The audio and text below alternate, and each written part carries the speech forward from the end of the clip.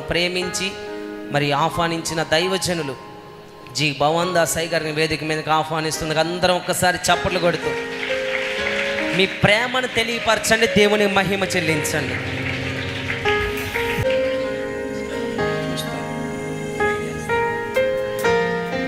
దేవుని స్తోత్రం చెల్లిద్దాం. హల్లెలూయా. అందరికీ వందనాలు చెల్లిస్తున్నాము. దేవుడు తన మహా ఉచితమైన కృప చేత ఈరోజు మీ మధ్యకు ప్రభు నన్ను నడిపించారు. అందుకు నేను దేవునికి స్తోత్రం చెల్లిస్తున్నాను. హల్లెలూయా. కాలములు సమయములు చెప్పండి, ఎవరి చేతిలో ఉన్నాయి? కాలము సమయం మన చేతిలో. అది దేవునికి స్తోత్రం కలుగును గాక. మనం ఎంతసేపు కూర్చుంటామో తెలీదు, ఎంతసేపు చుట్టామో తెలీదు, ఎంతసేపు ఆరాధిస్తామో మనకి తెలియదు. ఎందుకంటే దేవుడే మనలో ఉండి మాట్లాడతాడు. నమ్మిన వారు దేవుని స్తోత్రం చెల్లించండి.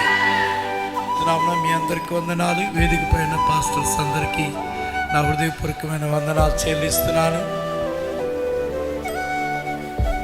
ఈ స్థలంలో దేవుని సేవకులు పాస్టర్ జయరావు గారు ఆయన ఉన్నప్పుడు నాతో మేము సమాన వయస్కులము. దేవుని సేవలో పరిచయంలో జయసింహ గారు, నేను, అలాగే అనేక స్థలములో దేవుని సేవలో పరిచయంలో మేము కలుసుకుని ప్రభుని మహిమపరిచి ఆరాధించాం.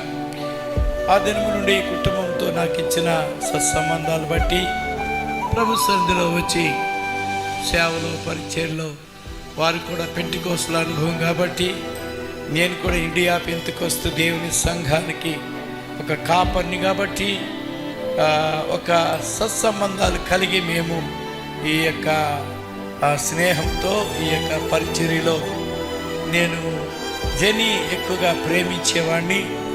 ఆ బిడ్డ కొరకు ప్రార్థిస్తున్నాం.